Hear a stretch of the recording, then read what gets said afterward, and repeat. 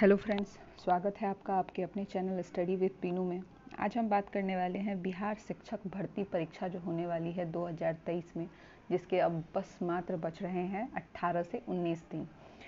तो कहीं ना कहीं आपकी धड़कन भी तेज़ हो रही होगी, टिक टिक टिक टिक ज़्यादा चल रही होगी। परीक्षाएँ नज़दीक हैं तो ऑब्वियसली होना ही चाहिए। तो आज हम बात करने वाले हैं कि आपका जो ये 18-19 दिन बचा हुआ है, तो आप किन चैप्टर्स को फोकस करके जो बचे हुए टाइम को बेहतरीन यूटिलाइज़ कर सकते हैं और एक बेहतर प्रदर्शन अपने एग्ज़ाम में कर सकते हैं। मैं अगर अपनी बात करूं तो मैं अपने पर्सनल एक्सपीरियंस की बात करूं तो मैंने बहुत सारे बिहार के एग्ज़ाम्स को फेस किया हुआ है और मेरा बहुत सारे एग्ज़ाम में रिज़ल्ट आया हुआ है। तो उस बेसिस पे मैं आपको कह सकती हूँ कि बिहार का कोई भी एग्ज़ाम हो, चाहे वो बीपीएससी का हो, बीएसएससी का हो, बीपीएसएससी का हो, और अभी जो शिक्षक भर्ती की परीक्षा बीपीएससी लेने वाली है, या बीपीएससी और भी जो भी एग्ज़ाम्स लेती है, चाहे वो बीपीएससी हो, सीडीपीओ हो, ऑडिटर वाले एग्ज़ाम्स हो, अभी शिक्षक भर्ती है, तो उसका पैटर्न क्या है पूछने का, कहाँ से ज़्यादा क्वेश्चन आते हैं, किस पोर्शन को करके हम ज़्यादा से ज़्यादा क्वेश्चन अटैम्प्ट कर सकते हैं, सही बना सकते हैं और अपना रिज़ल्ट पक्का कर सकते हैं। तो उस बात पे हम चर्चा करेंगे। उससे पहले हम देख लेते हैं कि हमारा जो एग्ज़ामिनेशन है, एग्ज़ाम का पैटर्न क्या है। पैटर्न हम देखेंगे कि एक पेपर आपका होने वाला है भाषा का और दूसरा पेपर आपका होने वाला है जनरल स्टडीज़ का, यानी कि समान अध्ययन। तो सबसे पहले हम बात करेंगे भाषा वाले पेपर पे। तो चलिए हम आगे बढ़ते हैं। यहाँ जैसा आप देख रहे हैं, ये मैंने लिया हुआ है, 1 मिनट। तो आपका जो भाषा वाला पेपर है, जो 100 मार्क्स का होने वाला है, उसके लिए 100 क्वेश्चन पूछे जाएंगे आपसे, जिसमें से 25 क्वेश्चन जो कि डेफिनेट है वो इंग्लिश से पूछे जाएंगे। इसलिए मैंने यहाँ पे भाग 1 और भाग 2 कर दिया है, जो कि 1 से 25 तक इंग्लिश के क्वेश्चन होंगे और 26 से 100 तक, यानी 75 क्वेश्चन आपको या तो हिंदी के होंगे, या बांग्ला के होंगे, या उर्दू के होंगे। फॉर्म को भरते टाइम आपने जो भी चूज़ किया हो, चाहे आप हिंदी चुने, बांग्ला चुने या उर्दू चुने, उसमें से आएंगे। तो मैं अपनी बात करूँ तो मुझे पता नहीं है उर्दू और बांग्ला के बारे में, तो मैं हिंदी के बारे में आपको बता सकती हूँ कि क्वेश्चन कहाँ से आने हैं। इंग्लिश बिहार के लोगों का ऐसा है ओवरऑल कि बहुत सही नहीं होता, और जो भी शिक्षक भर्ती वाले परीक्षा में बैठेंगे, मतलब ऑब्वियसली अगर आपसे 25 क्वेश्चन पूछे जाएंगे तो आप कर लेंगे, इसमें नो डाउट, लेकिन बहुत बेहतरीन इंग्लिश हमारी नहीं होती है। तो इसीलिए मैं एक ओवरव्यू की, चलो इंग्लिश को छांट भी देते हैं, इंग्लिश को छोड़ दें, तो 75 मार्क्स का अगर हमारा हिंदी आ रहा है तो हम एक स्ट्रेटजी के थ्रू हिंदी इजीली 75 में से हम 30 क्वेश्चन तो कर ही सकते हैं। आप जैसा मैंने यहाँ पे लिखा हुआ है, क्वालिफाइंग है हिंदी, ये भाषा वाला पेपर, और उसमें 30% मार्क्स, यानी कि 100 में से 30 हमें लाना है। तो ये तो हम इजीली कर लेंगे। 75 में से 50 लाना भी कोई बड़ी बात नहीं है। तो कौन कौन से चैप्टर को पढ़ के, हिंदी ग्रामर में क्या क्या पढ़ के आप इजीली ये क्वालिफाइंग मार्क आप गेन कर सकते हैं, इसके बारे में हम बात करेंगे। तो सबसे पहले आपको कोई मोटी किताब नहीं लेनी है, हिंदी की कोई भी, अभी बहुत कम टाइम बचा हुआ है, तो कोई भी पतली किताब उठाएं, उसमें आप संज्ञा देख लें, सर्वनाम देख लें, विशेषण देख लें, क्रिया विशेषण देख लें, समास देख लें, कारक देख लें, अलंकार देख लें, उपसर्ग और प्रत्यय देख लें, थोड़ा बहुत वर्ण देख लें। उसके बाद आपका रह जाता है कुछ मुहावरे, अनेक शब्दों के एक शब्द, पर्यायवाची शब्द, विपरीतार्थक शब्द। इन सारे चैप्टर्स को अगर थोड़ा बहुत आपने देख लिया तो 30 मार्क्स लाना तो बड़ी बात नहीं है, आपके आराम से आएंगे 40 से 50 मार्क्स इन चीज़ों को करने के बाद। क्योंकि मेरा पर्सनल एक्सपीरियंस रहा है कि मैं अभी नहीं देने वाली हूँ शिक्षक भर्ती वाली परीक्षा, क्योंकि मैंने बीएड नहीं किया हुआ है, सीटीएट नहीं किया हुआ है, तो मैं इसके लिए एलिजिबल नहीं हूँ। लेकिन मैंने जो भी एग्ज़ाम दिए, चाहे वो बीपीएससी मेंस हो, चाहे वो दरोगा के मेंस हो, चाहे वो बीएसएससी के मेंस हो, सब में हिंदी पूछा जाता है। तो मैंने सब परीक्षा में हिंदी का पेपर दिया हुआ है। और मैं आपसे कहूँ कि बिहार में हिंदी का पेपर जो होता है वो इतना ईजी होता है कि आराम से, अगर कोई छोटा बच्चा है उसको अगर हिंदी का पेपर पकड़ा दिया जाए, वो ईजिली करके आएगा। 100 में से 70 क्वेश्चन तो ईजिली कर लेगा। तो आप भी इसके लिए कोई टेंशन लेने की बात ही नहीं है। तो हिंदी इंग्लिश का पेपर, इंग्लिश में भी आप नॉर्मल जो है पार्ट्स ऑफ स्पीच देख लो, नाउन देख लो, प्रोनाउन देख लो, एडजेक्टिव देख लो, सिंटैक्स देख लो, नरेशन देख लो।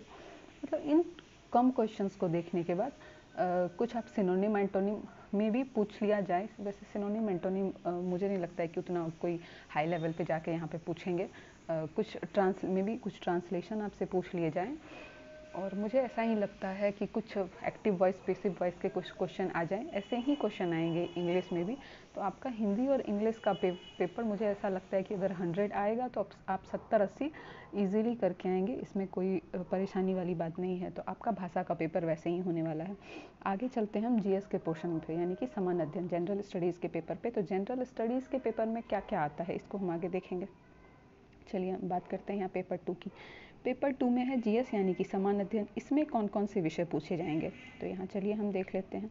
आपके इसमें होंगे टोटल 120 क्वेश्चन, जिसमें आपको मिलेंगे 120 मार्क्स। सभी क्वेश्चन 1-1 मार्क्स के होंगे, और चूँकि निगेटिव भी है तो आपको थोड़ा सा सेंसर रख के यहाँ पे बनाना पड़ेगा। तो इसमें हम देखते हैं, इसमें आपका होगा प्राथमिक गणित, जो कि आप मान के चलिए 10th के लेवल तक का गणित पूछा जाएगा। तो मैं आगे डिस्कस करूँगी कि गणित में कौन कौन सा चैप्टर पढ़ना है। फिर आपकी मानसिक क्षमता परीक्षा यानी कि रीजनिंग होगा, सामान्य जागरूकता करंट अफेयर्स होगा, करंट अवेयरनेस जो भी आप कहें, सामान्य विज्ञान होगा यानी कि जनरल साइंस, सामाजिक विज्ञान होगा यानी कि सोशल साइंस। उसके बाद आपका भारतीय राष्ट्रीय आंदोलन होगा। नॉर्मली अब भारतीय राष्ट्रीय आंदोलन कहें तो ये मॉडर्न हिस्ट्री हो गया। तो वैसे भी आप बिहार का अगर बीपीएससी का प्रॉपरली बीपीएससी का एग्ज़ाम देखें तो एक बड़ा पोर्शन कवर करता है मॉडर्न हिस्ट्री। तो मॉडर्न हिस्ट्री के क्वेश्चन आपसे पूछ लिए जाएंगे, और बाकी बच गया भूगोल और पर्यावरण। ठीक, तो हम सबसे पहले बात करते हैं गणित की। गणित में कौन कौन सा ऐसा चैप्टर है जिसको पढ़ने से आप ज़्यादा से ज़्यादा मार्क्स ले आएंगे। तो चलिए हम बात करते हैं गणित की। गणित आपको बेसिक सबने पढ़ी है, 10वीं कक्षा तक सबने गणित को पढ़ा है। तो ओवरऑल एक बेसिक अंडरस्टैंडिंग सबकी होगी गणित को लेकर के।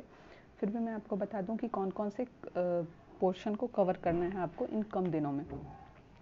अगर गणित की कहें तो आप सबसे पहले तो आप नंबर सिस्टम करिए, क्योंकि 9th का जब आपने क्लास किया होगा तो उसका पहले स्टार्ट ही होता है नंबर सिस्टम से। और जनरल कंपटीशन की भी बात करें तो एक नंबर सिस्टम से एक अच्छे क्वेश्चन पूछे जाने का ट्रेंड रहा है हमेशा से, चाहे वो किसी भी एग्ज़ाम में हो। तो आप नंबर सिस्टम देख लीजिए, आप परसेंटेज देख लीजिए यानी कि प्रतिशतता, आप औसत यानी कि एवरेज देख लीजिए, आप एज यानी कि आयु के क्वेश्चन देख लीजिए। उसके बाद आपका बचता है ब्याज, जो कि सिंपल इंटरेस्ट और कंपाउंड इंटरेस्ट यानी कि साधारण ब्याज और चक्रवृद्धि ब्याज, इसको आप देख लीजिए। उसके बाद क्षेत्रफल एरिया, वो 2D और 3D में होगा, जिसमें आपको क्षेत्रफल और आयतन, ये वाला क्वेश्चन 2D और 3D में आते हैं, 2 डायमेंशन और 3 डायमेंशन, इसको आप देख लीजिए, जिसको क्षेत्रमिति बोलते हैं, मेंसुरेशन, इसको करना है आपको। आपको ज्योमेट्री थोड़ा सा करना पड़ेगा, क्योंकि 9th और 10th में ज्योमेट्री को भी इंट्रोड्यूस किया गया है और एक बेसिक लेवल पे ज्योमेट्री है। तो आप उस लेवल की ज्योमेट्री को भी, कुछ उसके थ्योरम वगैरह हैं उसको देख लीजिए, जिससे आपका क्वेश्चन ईजिली बन जाएगा। उसके अलावा अगर आप देखना चाहते हैं तो गणित के कुछ और टॉपिक्स हैं। मैंने नंबर सिस्टम आपको बता दिया, मैंने परसेंटेज आपको बता दिया। आप अनुपात समानुपात रेशियो प्रपोर्शन देख लें, इससे भी क्वेश्चन पूछे जाने का ट्रेंड रहा है। आप पार्टनरशिप देख लें, आप एलिगेशन देख लें, आप मिश्र समानुपात देख लें, कार्य समय दूरी, क्योंकि अर्थमेटिक्स से ही क्वेश्चन पूछा जाएगा। और चूँकि 9th में ट्रिगोनोमेट्री भी है तो मे भी ट्रिगोनोमेट्री भी पूछा जाए, तो आप ट्रिगोनोमेट्री को भी थोड़ा सा देख लें, बेसिक ट्रिगोनोमेट्री। और इतने चीज़ को आपने नॉर्मली बस ऊपर से भी देख लिया तो आपका क्वेश्चन कवर हो जाएगा। इसके बाद हम बात करें मानसिक क्षमता परीक्षा की, तो मानसिक क्षमता परीक्षा को आप बांटे 2 भाग में, एक तो वर्बल रीजनिंग और नॉन वर्बल रीजनिंग। तो नॉन वर्बल आपका मुझे नहीं लगता है बहुत ज़्यादा प्रैक्टिस करने की ज़रूरत है, आप एग्जामिनेशन हॉल में सीधा बनाएंगे फिर भी आपका बन जाएगा नॉन वर्बल। वर्बल में आप कोडिंग डिकोडिंग देख लीजिए, क्योंकि बिहार में कोडिंग डिकोडिंग पूछने का बड़ा ही ट्रेंड रहा है। अभी के भी जो हाल फिलहाल के एग्ज़ाम हुए हैं उसमें कोडिंग डिकोडिंग के बहुत सारे क्वेश्चंस आए हैं। कोडिंग डिकोडिंग के अलावा अगर बात करें आप, तो आप रक्त संबंध ब्लड रिलेशन देख लीजिए, आप डायरेक्शन देख लीजिए, आप न्याय निगमन सिलोगिज्म जिसको बोलते हैं वो देख लीजिए। उसके बाद अगर आप बात करें तो वो जो मिसिंग नंबर्स वाले क्वेश्चंस होते हैं उससे क्वेश्चन पूछने का ट्रेंड रहा है, आप थोड़ा सा उसको देख लीजिए। इसके अलावा क्विज टेबल से आपके क्वेश्चन नहीं पूछे जाएंगे, कुछ अल्फ़ाबेट से आपके क्वेश्चन पूछे जा सकते हैं, कुछ मैथमेटिकल रीजनिंग भी आती है उससे क्वेश्चन पूछे जा सकते हैं। तो आप इन सब चीज़ों को देख लीजिए। और एक मुझे जो लगता है ओवरऑल अभी कोई ऐसा डिफ़ाइन नहीं किया गया है कि किस पोर्शन से कितने क्वेश्चन किस सब्जेक्ट से आने वाले हैं मुझे, लेकिन जैसा लग रहा है कि आपके 20 से 30 क्वेश्चन मैथ और रीजनिंग को मिला के आने वाले हैं। उसके बाद आपका आ जाता है सामान्य जागरूकता। सामान्य जागरूकता में आपका ओवरऑल वर्ल्ड में क्या कुछ चल रहा है, भारत में क्या कुछ चल रहा है, और पर्सनली आपको, चूँकि ये बिहार शिक्षक भर्ती परीक्षा है तो बिहार में क्या है, तो आपको तीनों करेंट्स देखने होंगे।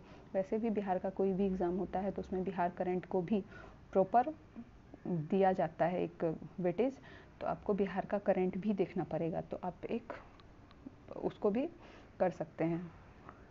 मैं बाद में बता दूंगी कि किस किस चीज़ को कवर करने पे आपका करंट कवर हो सकता है। उसके बाद अगर आप बात करें सामान्य विज्ञान का, तो बिहार में विज्ञान बेसिक साइंस जो है उसको लेकर के भी क्वेश्चन पूछे जाते रहे हैं हर एक एग्ज़ाम में। तो आप कहाँ से कौन सा चैप्टर कवर करें और क्या पढ़ें, ये भी आपके लिए जानना बहुत ज़रूरी है। तो बुक की अगर बात किया जाए तो अभी उतना टाइम आपके पास है नहीं कि आप कोई मोटी बुक कवर कर लें, तो मैं आपसे कहूँगी कि आप लुसेंट कवर कर लें, क्योंकि लुसेंट में आपको बिहार का कोई भी एग्ज़ाम हो, पिछली 68वीं बीपीएससी को अगर छोड़ दिया जाए तो पिछले जितने भी एग्ज़ाम हुए हैं बिहार में, तो लुसेंट से बहुत ज़्यादा क्वेश्चन लुसेंट में मिल जाते हैं। एग्ज़ामिनेशन में आए हुए क्वेश्चन का बहुत बड़ा पोर्शन लुसेंट में मिल जाया करता है। तो आप एक बार लुसेंट को देख लीजिए तो लुसेंट से आपके क्वेश्चन बन जाएंगे। विज्ञान की ही बात करें तो उसमें फिजिक्स, केमिस्ट्री और बायो, फिजिक्स, केमिस्ट्री, बायो की मैं बात कर लूँ तो आपको कौन कौन सा चैप्टर पढ़ना चाहिए बायो में। तो बायो में आप सेल कर लीजिए यानी कि कोशिका, उसके बाद टिश्यू कर लीजिए यानी कि ऊतक, आप कंकाल तंत्र एवं मांसपेशियाँ कर लीजिए, स्केलेटन सिस्टम एंड, उसके बाद आप पाचन तंत्र कर लीजिए, उसके बाद आप परिसंचरण तंत्र कर लीजिए, तंत्रिका तंत्र कर लीजिए, उत्सर्जन तंत्र कर लीजिए, मानव रोग देख लीजिए, अनुवांशिकी देख लीजिए। उसके बाद अगर बात की जाए तो आप वनस्पति विज्ञान को भी देख लीजिए, क्योंकि वनस्पति विज्ञान से भी अभी क्वेश्चन पूछे जा रहे हैं। इसके अलावा आप मैंने आपको बता दिया मानव रोग करना है। विटामिन देख लीजिए, विटामिन से भी क्वेश्चन पूछे जा रहे हैं, विटामिन से अच्छे खासे क्वेश्चन पूछे जा रहे हैं, तो विटामिन कर लेना है। और लुसेंट के लास्ट में, लुसेंट या फिर आप कोई भी बुक पढ़ते हो, क्राउन पढ़ते हो, उसके पीछे एक समरी दी जाती है, उस समरी को तो ज़रूर देख लीजिए लास्ट वाले को, तो उसको एक बार कंप्लीट कर लीजिए। फिर बात करें अगर हम भौतिक विज्ञान यानी कि फ़िज़िक्स की, तो फिज़िक्स में आप मात्रक एवं बीमा देख लीजिए, गति के नियम, गुरुत्वाकर्षण, दाब, पृष्ठ तनाव, विस्कोसिटी से अंतर से ज़्यादा क्वेश्चन नहीं आते हैं, प्रत्यास्था से भी क्वेश्चन नहीं आते हैं, आप देखना हो तो वैसे ऊपर ऊपर देख लीजिए। कार्य ऊर्जा शक्ति को देख लीजिए, आप हीट यानी कि ऊष्मा को देख लीजिए, सिंपल हार्मोनिक मोशन यानी कि सरल आवर्त गति को देख लीजिए। इसके अलावा अगर आप बात करें तो आप ध्वनि देख लीजिए, तरंग देख लीजिए, प्रकाश यानी कि लाइट वो देख लीजिए, आप नाभिकीय ऊर्जा को देख लीजिए, और थोड़ा सा अगर आप मैग्नेटिज्म को देखना चाहें तो मैग्नेटिज्म देख लीजिए। इतने चैप्टर को कवर कर लेने से आपका फिजिक्स कंप्लीट है। रासायन विज्ञान में एसिड एंड बेस से अम्ल क्षार लवण, इस वाले चैप्टर से बहुत ज़्यादा क्वेश्चन पूछे जाते हैं, तो उसको आप देख लीजिए। थोड़ा सा आवर्त सारणी को देख लीजिए, पदार्थ की प्रकृति देख लीजिए, परमाणु संरचना देख लीजिए, उसके बाद धातु और धातु वाले चैप्टर को देख लीजिए। कुछ बॉन्ड वगैरह होते हैं, रासायनिक बंधन, केमिकल बॉन्ड, उन सब को देख लीजिए। इसके अलावा आपको कार्बन और उसके कुछ यौगिक को देख लीजिए। इन चैप्टर को करने के बाद मुझे लगता है शायद आपका ओवरऑल क्वेश्चन बन जाने चाहिए इनसे। तो आपका, चलिए, विज्ञान यहाँ ख़त्म होता है। सामाजिक विज्ञान की बात करें तो इसमें आपका हिस्ट्री है, ज्योग्राफी है, पॉलिटी है, इकोनॉमिक्स है। तो मुझे लगता है इकोनॉमिक्स से कम ही क्वेश्चन पूछे जाएंगे, क्योंकि इकोनॉमिक्स आप जब पढ़ेंगे 1 to 10 तक, तो 9th क्लास से जाके इकोनॉमिक्स शुरू ही होता है, तो एक बेसिक इकोनॉमिक्स की जानकारी आपको होनी चाहिए। तो आप थोड़ा बहुत इकोनॉमिक्स से आपका काम चल जाता है, या फिर नहीं भी पढ़े, क्योंकि इकोनॉमिक्स में जो क्वेश्चन पूछने का ट्रेंड रहा है वो करंट से जोड़ के पूछने का। तो आप जहाँ आप करंट कवर करेंगे तो इकोनॉमिक्स आपका ऑलरेडी कवर हो जाएगा उधर। तो इकोनॉमिक्स को ज़्यादा कवर करने की ज़रूरत नहीं है। आप हिस्ट्री में मॉडर्न को मेरे हिसाब से थोड़ा ज़्यादा कवर कर लीजिए, क्योंकि यहाँ पे पार्टिकुलर लिखा गया है भारतीय राष्ट्रीय आंदोलन। तो आप मॉडर्न हिस्ट्री को थोड़ा ठीक ठाक देख लीजिए। मिडाइवल से क्वेश्चन कम आने के चांसेस रहते हैं हर एक एग्ज़ाम में। एंशिएंट से क्वेश्चन आते हैं, तो एंशिएंट में आप हड़प्पा सभ्यता, वैदिक काल, उसके बाद जैन बौद्ध, मौर्योत्तर, गुप्तोत्तर और थोड़ा सा वर्धन, ये देख लीजिए। और दक्षिण भारत का इतिहास आई थिंक ज़्यादा पढ़ने की ज़रूरत नहीं है, बस इन चैप्टर्स को देख के आपका एंशिएंट कवर हो जाएगा। तो सामाजिक विज्ञान में भी यही है ज़्यादातर। अगर भारतीय राष्ट्रीय आंदोलन की बात करें तो आप स्टार्ट करिए 1857 की क्रांति से, क्योंकि पीछे वाला उतना ज़्यादा इम्पोर्टेंट नहीं होता। 1857 की क्रांति आप पढ़ लीजिए, कांग्रेस पढ़ लीजिए, बंगाल विभाजन पढ़ लीजिए। बंगाल विभाजन के बाद आप 1912 वाला बंगाल विभाजन को जब रद्द किया जाता है, दिल्ली दरबार होता है, वो थोड़ा इम्पोर्टेंट है, उसको देख लीजिए। आगे जाके आप 1916 का अधिवेशन देख लीजिए, फिर असहयोग आंदोलन, सविनय अवज्ञा आंदोलन, भारत छोड़ो आंदोलन। ओवरऑल इतने में कवर हो जाता है। बीच बीच में कुछ पोर्शन और आपको एक्स्ट्रा देखना पड़ता है, जैसे उसके 1920 और 30 के बीच में कुछ चोरी चोरा कांड हो गया है, उसको देखना पड़ेगा आपको। जैसे काकोरी रेल षड्यंत्र हुआ था, उसको देखना है आपको। साइमन कमीशन वाला पोर्शन देखना है आपको। नेहरू रिपोर्ट देखना है आपको। 1930 और 40 के बीच की बात करें तो आप गोलमेज सम्मेलन को देखना पड़ेगा। 1935 का जो एक्ट आया थोड़ा बहुत उसको देखना पड़ेगा। 1937 में जो चुनाव हुए उसको देखना पड़ेगा। द्वितीय विश्व युद्ध के बाद की जो स्थिति रही उसको देखना पड़ेगा। तो थोड़ा बहुत ऐसे कवर करने के बाद आपका सामाजिक विज्ञान भी कवर हो जाता है। उसके बाद भारतीय राष्ट्रीय आंदोलन, मैंने वही मॉडर्न हिस्ट्री आप करेंगे तो वही भारतीय राष्ट्रीय आंदोलन है, जो भी आंदोलन हुए उसको कवर करना पड़ेगा। कुछ पर्सनैलिटीज़ जो हैं, जैसे आपको जो बेहतरीन जो भी जिन्होंने भी बेहतर काम किया भारतीय राष्ट्रीय आंदोलन के दौरान, तो उनको आपको देखना पड़ेगा। बिहार की भी कुछ पर्सनैलिटीज़ हैं जिनको आपको देखना पड़ेगा। उसके बाद भूगोल और पर्यावरण की बात किया जाए तो मुझे लगता है भूगोल और पर्यावरण से भी लगभग 20 से 22 क्वेश्चन आने की संभावना है, क्योंकि ये भी एक बड़ा पोर्शन है। तो इसमें भी आपको वर्ल्ड ज्योग्राफी, इंडियन ज्योग्राफी और बिहार का भूगोल भी पार्टिकुलर पढ़ना पड़ेगा। और पर्यावरण तो ऑब्वियसली पढ़ना पड़ेगा, क्योंकि आपका जो चाहे आप जिस भी कैटेगरी के लिए हैं, 1 to 5 के लिए हैं या फिर आप जिसके लिए भी हैं, तो आपको पर्यावरण तो देखना ही पड़ेगा। क्योंकि 1 to 10 के बुक्स को अगर आप देखें तो पर्यावरण का एक बेहतरीन इम्पोर्टेंस है उसके लिए, तो वो आपको करना पड़ेगा। चलिए, तो फिर ओवरऑल इतना ही है। अगर आपको पसंद आया हो तो आप प्लीज़ कमेंट करिए। अगर आपको कहीं पे भी कन्फ्यूज़न लगता हो तो आप कमेंट करिए कि आपको कहाँ कन्फ्यूज़न लग रहा है, और कुछ अगर पूछना हो तो प्लीज़। Thank you.